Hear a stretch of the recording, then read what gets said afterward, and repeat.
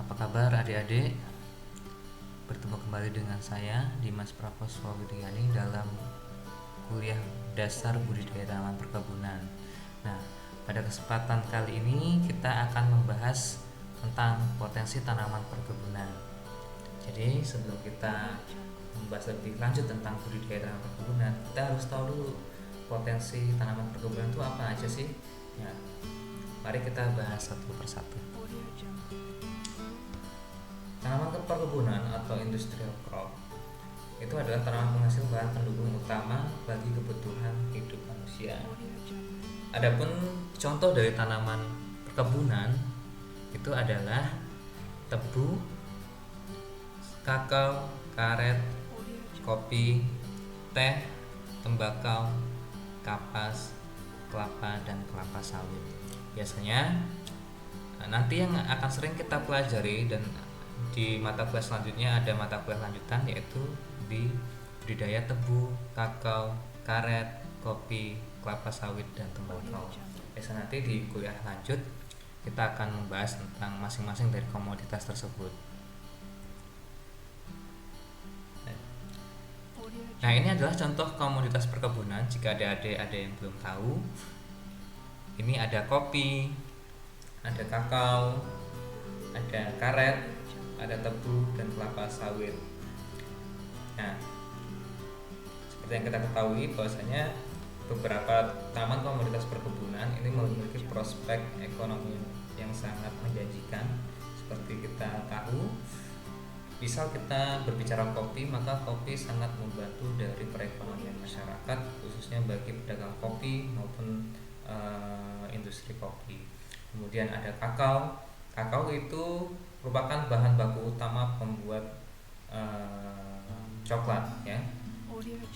Jika adik-adik pernah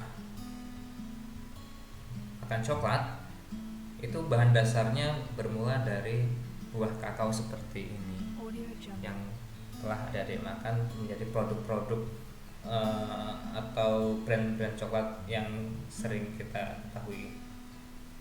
Kemudian ada karet. Nah, karet ini adalah bahan utama untuk menghasilkan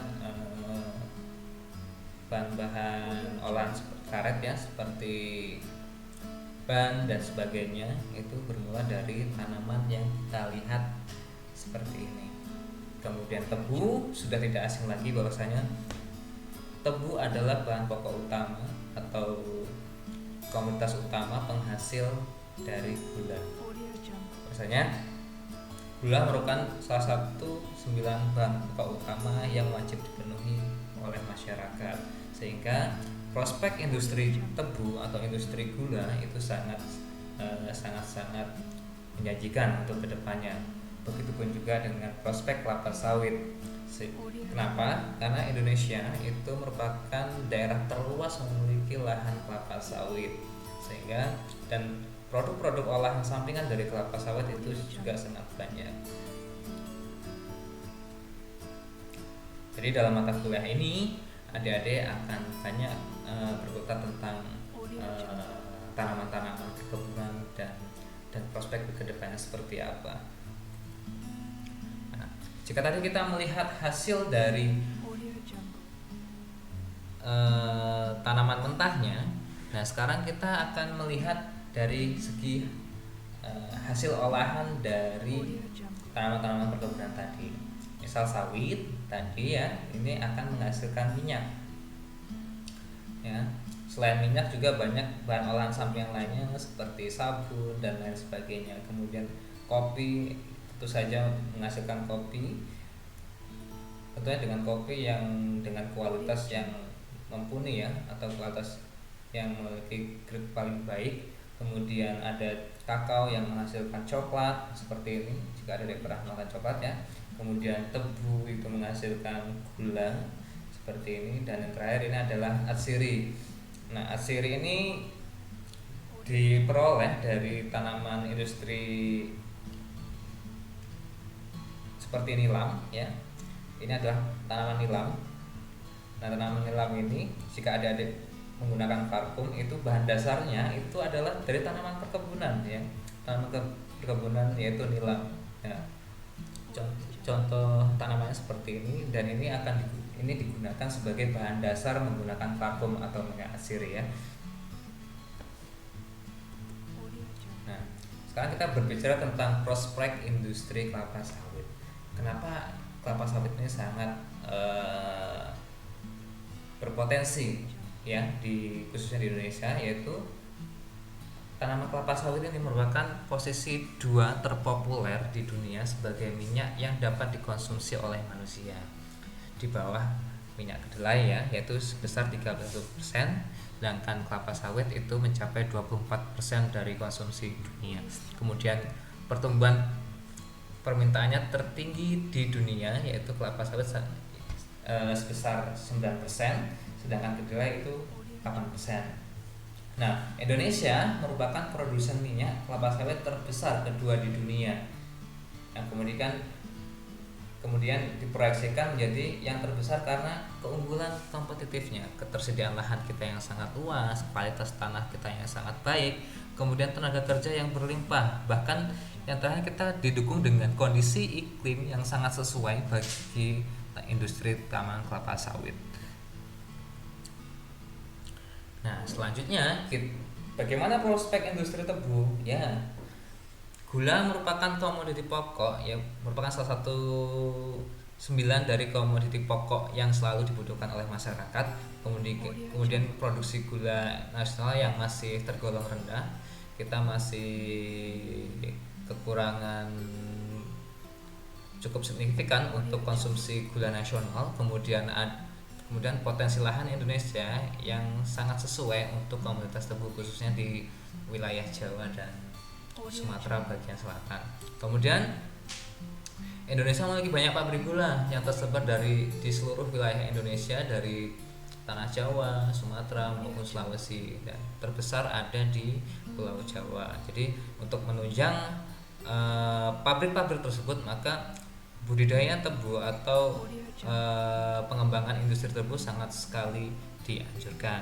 Kemudian sebagian besar industri gula dikembangkan Jawa, sehingga daerah lain yang masih memiliki potensi dalam pengembangan industri gula, sehingga pelebaran sayap dalam pengembangan prospek industri tebu itu masih bisa dicanangkan di daerah-daerah lain di luar Pulau Jawa seperti Sumatera, Sulawesi, bahkan bisa di Papua, itu juga bisa berpotensi dalam dikembangkannya budidaya tebu atau industri tebu. Namun sebelum itu harus disesuaikan dengan kondisi lahannya dan kondisi iklimnya terlebih dahulu. Nah, selanjutnya kita berbicara tentang prospek industri kopi. Ya, Indonesia itu merupakan salah satu penghasil kopi terbesar di dunia setelah Brasil dan Vietnam ya. Dan Indonesia memiliki luasan lahan kopi yang cukup luas, kurang lebih 1,2 juta hektar, dan mayoritas lebih dari 95% itu berada di kopi rakyat ya. Artinya rakyat atau masyarakat yang membudidayakan kopi tersebut. Kemudian produktivitas yang masih cukup rendah, yaitu hanya sekitar 700 kg per hektar. Ini dalam kategori produksi umum. Sedangkan jika kita melihat potensi produktivitas dari kopi robusta ya, jadi kalau kita berbicara kopi, itu kopi di Indonesia ada 2, yaitu jenis kopi robusta dan jenis kopi arabica. Kopi robusta yang biasa dibudidayakan di Lampung itu memiliki potensi produksi per hektarnya adalah 1 sampai 1,5 ton. Tapi ternyata rata-rata produktivitas yang dihasilkan hanya 700 kg per hektar. Jadi masih hampir setengahnya kurangnya. Jadi hal ini yang mendorong prospek industri kopi itu sangat prospek sekali untuk kedepannya seperti apa, karena konsumsi akan kopi di Indonesia semakin tahun semakin meningkat. Bahkan kopi merupakan komoditas kekinian yang banyak dikelola menjadi produk-produk yang kreatif dan produk-produk yang bermanfaat untuk menunjang sektor perekonomian rakyat atau sektor ekonomi negeri masyarakat. Jika adik-adik pernah nongkrong atau ngopi di kafe, nah itu adalah salah satu contoh pemanfaatan produk kopi menjadi ladang usaha bagi masyarakat atau bagi pelaku usaha. Selanjutnya kita berlanjut ke karet. Tentunya Indonesia juga merupakan salah satu penghasil karet terbesar di dunia. Ya, seperti yang kita ketahui bahwa Indonesia memiliki luasan lahan yang sangat luas, berkisar kurang lebih 3,5 juta hektar.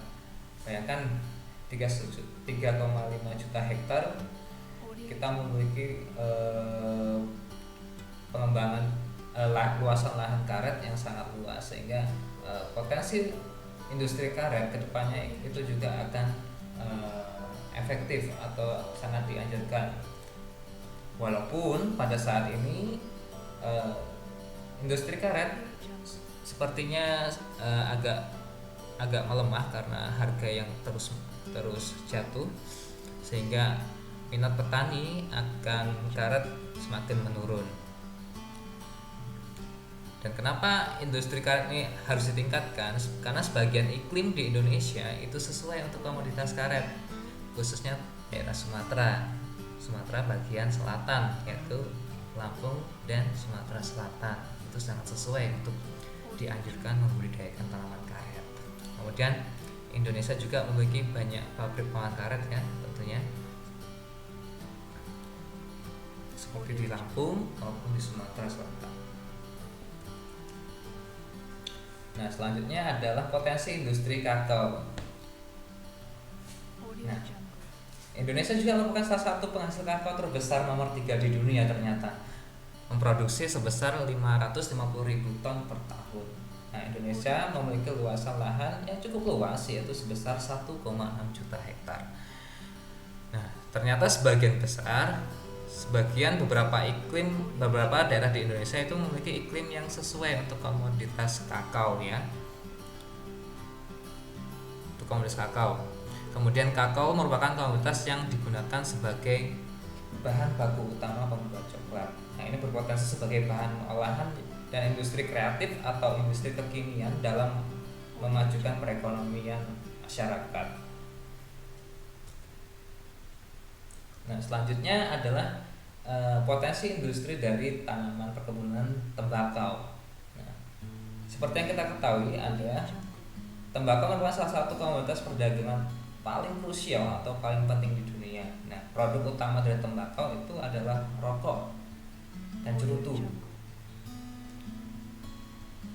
Tembakau dan rokok adalah produk bernilai yang tinggi sehingga dapat mempengaruhi perekonomian nasional ya melalui devisa yang dihasilkan.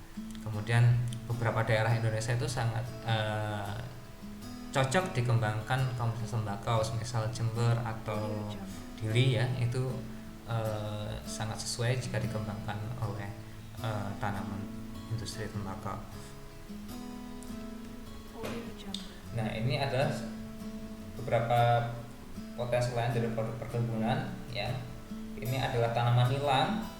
Tanaman nilam ini nanti akan menghasilkan minyak atsiri sebagai bahan dasar utama pembuatan parfum yang sering kita gunakan dalam kehidupan kita sehari-hari. Jika adik belum tahu, bahan dasar dari parfum itu adalah minyak atsiri dari nilam. Ini adalah contoh tanaman seperti ini. Kemudian ada produk dari tanaman jarak pagar ya. Nah, perlu ada diketahui bahwasanya jarak pagar itu bisa juga dimanfaatkan menjadi bahan bakar alternatif yang biasa kita ketahui namanya adalah biodiesel. Nah, ini adalah buah jarak pagar merupakan bahan utama dalam pembuatan biodiesel.